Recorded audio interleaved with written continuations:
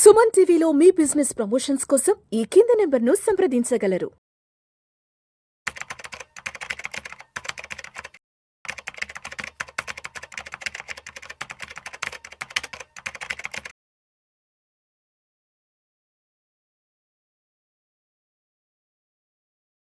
నమస్తే, welcome to Vishnu talks.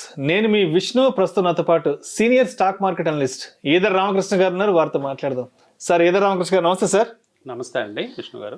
Either Ramakrishna గారు, welcome to Vishnu talk. Sir, so ఇప్పుడు ఒకసారి గోల్డ్ అండ్ సిల్వర్ విషయానికి వస్తే, లాస్ట్ 6-7 months అంతా కూడా మార్కెట్ చాలా ప్రతికూలంగా బిహేవ్ చేసింది కాబట్టి, బంగారం వెండి ధరలు కూడా విపరీతంగా పెరిగిపోయాయి కాబట్టి, సో ఇప్పుడు ఈ 2025-26 ఆర్థిక సంవత్సరంలో మరి మార్కెట్లు ఎటువంటి పెర్ఫార్మెన్స్ ఇచ్చే అవకాశం ఉంది, ఆ పెర్ఫార్మెన్స్ని బట్టి అండ్ గోల్డ్ అండ్ సిల్వర్ ధరలు కూడా ఎలా ఉండబోతున్నాయి అంటారు? అండ్ ఇప్పటికే 24 carats ఆల్మోస్ట్ 10 grams 90,000 క్రాస్ అయిపోయింది. అది కూడా ఆల్ టైమ్ హై వెళ్ళిపోయింది. వెండి విషయానికి వస్తే 1,05,000 1,06,000 దాకా ట్రేడ్ అవుతుంది. కాబట్టి ఏంటి ఈ 25-26 ఆర్థిక సంవత్సరంలో గోల్డ్ ధరలు తగ్గే అవకాశం ఉందా, మరింతగా పెరిగే అవకాశం ఉందా, మార్కెట్లో ఉన్న సిచ్యువేషన్స్ని దృష్టిలో ఉంచుకుని?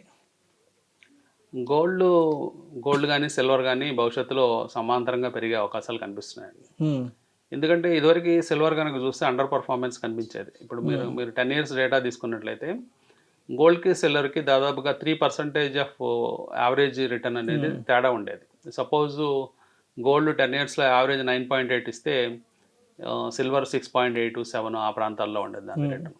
సో గోల్డ్ అవుట్ పర్ఫార్మెన్స్ అనేది చాలా సంవత్సరాల నుంచి కొనసాగుతున్న అంశం.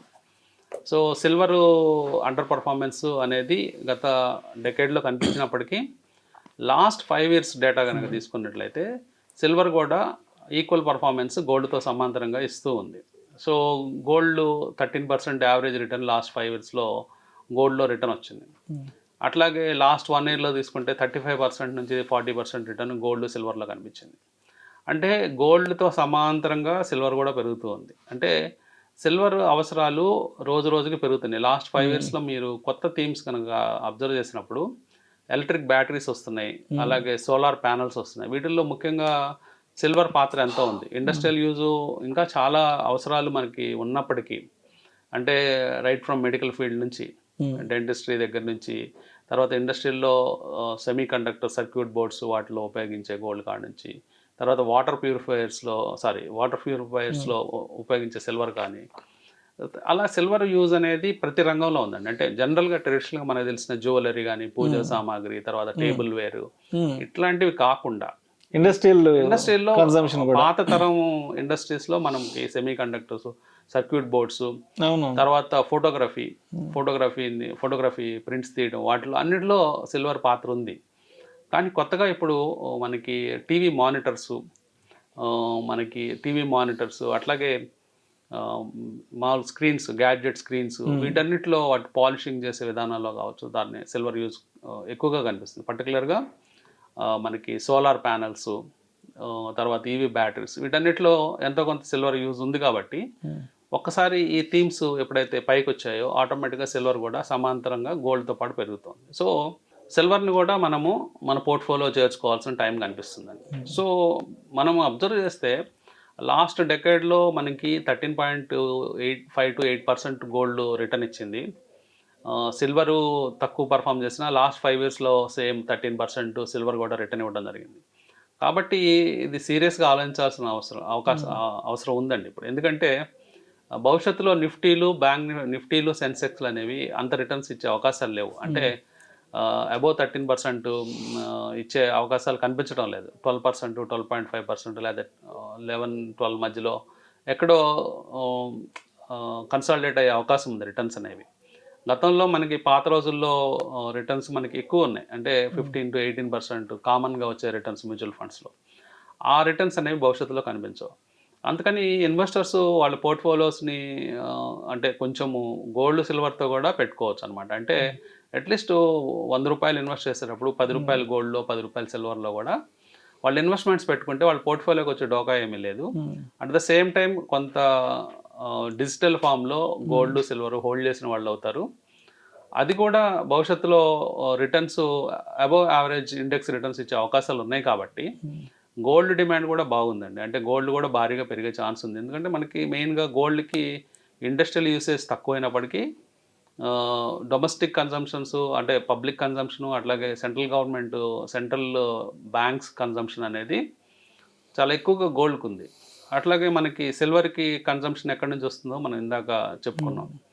సో అలాగే సిల్వర్ డిమాండ్ సప్లై బ్యాలెన్స్ చూస్తే ప్రస్తుతము సిల్వర్ మనకి ఎవ్రీ ఇయర్ ప్రొడక్షన్ వచ్చేటప్పటికి 1000 మిలియన్ ounces వస్తూ ఉంది. కానీ మనకి డిమాండ్ ఎంత ఉందంటే 1200 మిలియన్ ounces డిమాండ్ ఉంది సిల్వర్లో.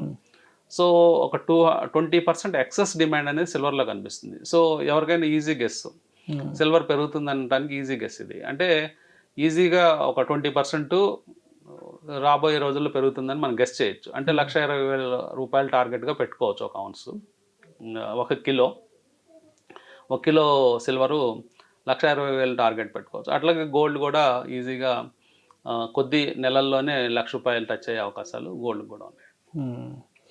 అండ్ అదేవిధంగా ఇప్పుడు ఈ ట్రంప్ టారిఫ్ల వల్ల ఎస్పెషల్లీ మన ఇండియాలో ఆటోమొబైల్ సెక్టారు పెద్ద గడ్డు పరిస్థితులను ఎదుర్కోబోతుంది. ఎస్పెషల్లీ ఈవీ సెక్టార్కి ఏదైతే గత కొంతకాలంగా ఈవీ సెక్టార్ బాగా రాణించబోతుంది, ఈవీ సెక్టార్దే భవిష్యత్ అంతా కూడా మాట్లాడుకున్నాం. కాబట్టి ఇప్పుడు సడన్గా ఇప్పుడు ట్రంప్ ఎంట్రీతో ఇది మొత్తం కొంత తలకిందులో అయ్యే అవకాశం ఉందంటూ కూడా వార్తా కథనాలు వెలువడుతున్నాయి.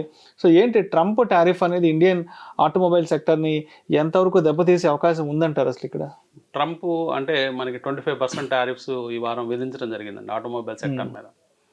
దాంట్లో మెయిన్గా ఆటో కాంపోనెంట్స్ సప్లై చేసే కంపెనీస్, ఆటో సాఫ్ట్వేర్ సప్లై చేసే కంపెనీస్ బాగా సఫర్ అయ్యే అవకాశం ఉంది. అంటే వీటిలో ముఖ్యంగా సోనా BLW కానీ, లేకపోతే సంవర్ధన్ మదర్స్ అండ్ సుమి, తర్వాత టాటా ఎల్ఎక్సీ, ఐషర్ మోటార్స్, ఇట్లాంటివన్నీ కూడా బాగా సఫర్ అయ్యే అవకాశం ఉంది రాబోయే రోజుల్లో.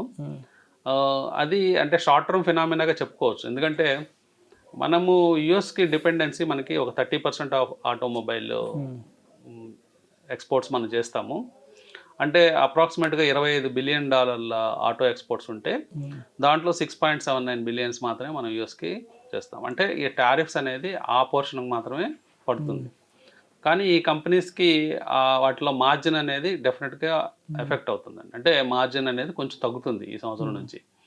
సో దాన్ని వాళ్ళు ఎట్లా ఓవర్కమ్ అవుతారు, ఎట్లా వాళ్ళు దాన్ని ఓవర్కమ్ చేసుకొని అంటే వేరే కంట్రీస్కి స్ప్రెడ్ అయ్యి అంటే ట్యాక్స్ బాధలు లేని కంట్రీస్కి వాళ్ళు ఎక్కువ ఎక్స్పోర్ట్ చేస్తారనేది. అంటే ఒక క్రైసిస్ని కనుక ఆపర్చునిటీ మార్చుకునే కంపెనీస్ చాలా ఉంటాయి. ఇవి కూడా చాలా స్ట్రాంగ్ కంపెనీస్. మనం ఇప్పుడు డిస్కస్ చేసిన కంపెనీస్ సోనా BLW కానీ, మదర్స్ అండ్ సుమి కానీ. సో వాళ్ళు వేరే కంట్రీస్ మీద ఫోకస్ చేసే అవకాశం ఉంది. ఈ క్రైసిస్ని ఒక ఆపర్చునిటీ తీసుకొని కొత్త మార్కెట్స్ ఎత్తుక్కునే అవకాశం ఉంది. కానీ ఇక్కడ కొత్త మార్కెట్స్ ఎత్తుక్కునే ప్రాసెస్లో అసలు ప్రాబ్లం ఏంటంటే చైనా వాళ్ళ వెహికల్స్ చాలా చౌక ధరల్లో చాలా అంటే తక్కువ రేట్లకి అవైలబుల్ ఉన్నాయి. చైనా నుంచి వస్తున్న పెద్ద ప్రాబ్లం ఏంటంటే మనం BYD వెహికల్స్ మార్కెట్లో చూస్తున్నాం. సో ఒక BYD బేసిక్ వర్షన్ వెహికల్ని మనకి యుఎస్లో 1/3 ప్రైస్కి, టెస్లా బేసిక్ వర్షన్కి 1/3 ప్రైస్లో వాళ్ళు ఇవ్వడం చూస్తున్నాం. అంటే ఎంత కాంపిటేటివ్ రేట్లో వాళ్ళు ఇవ్వగలుగుతున్నారు. ఈవెన్ ట్రంప్ దాని మీద ఇప్పుడు 100% టారిఫ్ వేసినా కానీ వాళ్ళు ఇంకా చౌకగానే ఇవ్వగలుగుతారు. అదొక అడ్వాంటేజ్ చైనా కంపెనీస్కి ఉంది. తర్వాత చైనాలో ఉన్న గొప్ప అడ్వాంటేజ్ ఏంటంటే ఆ గవర్నమెంట్ విపరీతమైన సబ్సిడీస్ ఇస్తుంది. వేరే దేశాల్లో మార్కెట్ షేర్ సంపాదించడానికి విపరీతమైన సబ్సిడీస్ ఇచ్చి కంపెనీస్ ఎంకరేజ్ చేస్తుంది. అది కూడా వేరే దేశాల్లో, మన దేశంలో అలా ఉండదు. మన దేశంలో అంత సబ్సిడీ ఇచ్చే గవర్నమెంట్ కాదు మనది. వాళ్ళ పర్ఫార్మెన్స్, వాళ్ళ స్ట్రెంత్ మీద పోరాడి గెలవాల్సిన ఇక్కడ పరిస్థితి కనిపిస్తుంది. అదే చైనాలో అలా కాదు. చైనాలో ఒక కంపెనీ బాగా పర్ఫామ్ చేస్తుంటే వాళ్ళకి బోనస్లు, సబ్సిడీలు ఇచ్చి గవర్నమెంట్ ఇండైరెక్ట్గా ఎంకరేజ్ చేసి వేరే దేశంలో వాళ్ళు పాగా వేసేటట్టు చేస్తారు. సో BYD మనకి తెలంగాణ కూడా వస్తున్నట్టు మనం వార్తలు వింటూ ఉన్నాం. సో పెద్ద ప్లాంట్ వస్తుంది, 12 బిలియన్ ప్లాంట్ వస్తుంది BYD. సో ఇండియన్ మార్కెట్ని మొత్తము స్వీప్ చేసి పడేసే అవకాశాలు BYD ద్వారా ఉన్నాయి. ఎందుకంటే వాళ్ళు ఇచ్చే కంఫర్ట్స్ కానీ, వాళ్ళు ఇచ్చే ప్రైసింగ్ కానీ వేరే కంపెనీస్ ఎవరు కంపీట్ చేసే అవకాశాలు లేవు. సో అందువల్ల ఇప్పుడు ఆటోమొబైల్లో వస్తున్న థ్రెట్స్ ట్రంప్ నుంచి కాకుండా చైనా నుంచి అని మనం ట్రంప్ వేసే టారిఫ్స్ అది పెద్ద విషయం కాదండి. ఎందుకంటే కేవలం 25% ఆఫ్ ద ఎక్స్పోర్ట్స్ మనం యూఎస్కి పంపిస్తాం. దానివల్ల పెద్ద నష్టపోయేది ఏమి కనిపించడం లేదు. కానీ చైనా వచ్చి మొత్తం మార్కెట్ని డిస్రప్ట్ చేసే అవకాశాలు చాలా క్లియర్గా ఈ సంవత్సరంలో కనిపిస్తున్నాయి. చాలా ఆటోమొబైల్ స్టాక్స్ సఫర్ అయ్యే అవకాశాలు కూడా కనిపిస్తున్నాయి. వీళ్ళు ఈ లోపలే స్ట్రెంగ్తన్ అయ్యి ఇండియాలో డొమెస్టిక్గా మనకి సేల్స్ పెంచుకునే కంటే ఇది విదేశాల్లో సేల్స్ పెంచుకునే అవకాశాలను ఎత్తుక్కోవాలి. లైక్ ఆఫ్రికన్ కంట్రీస్ కావచ్చు, లేకపోతే సౌత్ అమెరికన్ కంట్రీస్ కావచ్చు, అక్కడ మార్కెట్స్ని ఎత్తుక్కొని European countries, eastern European countries, ఇట్లాంటి కంట్రీస్లో మన మార్కెట్స్ని ఎత్తుక్కొని వీళ్ళు బలపడాల్సిన అవసరం ఉంది. మనం ఒక బీవైడీ గురించే డిస్కస్ చేస్తున్నాం, కానీ ఈరోజు బీవైడీకి ఒక ప్లాంట్ సైజ్ కనుక చూస్తే 50 స్క్వేర్ మైల్స్ ప్లాంట్ ఉంది, ఒకే సింగిల్ లొకేషన్ ప్లాంట్. అంటే అది ఒక శాన్ ఫ్రాన్సిస్కో సైజులో ఉంటుందని స్టేట్ అంతా మనం చూస్తున్నాం న్యూస్లో. సో అంత పెద్ద పెద్ద ప్లాంట్స్తో, అంత పెద్ద టెక్నాలజీస్తో వాళ్ళు ప్రపంచవ్యాప్తంగా, అంటే ఒక కంపెనీస్ లెవెల్లో వార్స్ అనేవి మనం చూస్తున్నాం.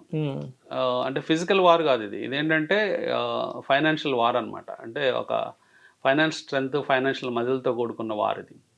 ఇంకా ఆశ్చర్యకరమైన విషయం ఏంటంటే మనం వింటున్న పేరు బీవైడీ ఒకటే, కానీ బీవైడీ లాంటి కంపెనీలు ఒక 25 ఉన్నాయి ఆటోమొబైల్ సెక్టర్లో అక్కడ అమెరికాలో, చైనాలో. సో అలాంటి కంపెనీస్ కూడా భవిష్యత్తులో బయట కాలు మోపి అన్ని దేశాలు కనుక వచ్చినట్లయితే వాళ్ళు మొత్తం ఆటోమొబైల్ సెక్టార్నే ఆక్రమించే అవకాశం ఉంటుంది. సో కాబట్టి థ్రెట్స్, డిస్రప్షన్స్ అనేవి చాలా కామన్ అండి. అంటే ఇప్పుడు ఈ రోజుల్లో ఏ సైడ్ నుంచి ఎటైనా కానీ మనకి ప్రమాదం పొంచి ఉంది. కేవలం ట్రంప్ చూస్తుంటే ఇక్కడ చైనా నుంచి వేరే రకమైన డ్యామేజ్ జరుగుతాయి. Right. Thank you so much Sitaramakrishna garu. Thank you.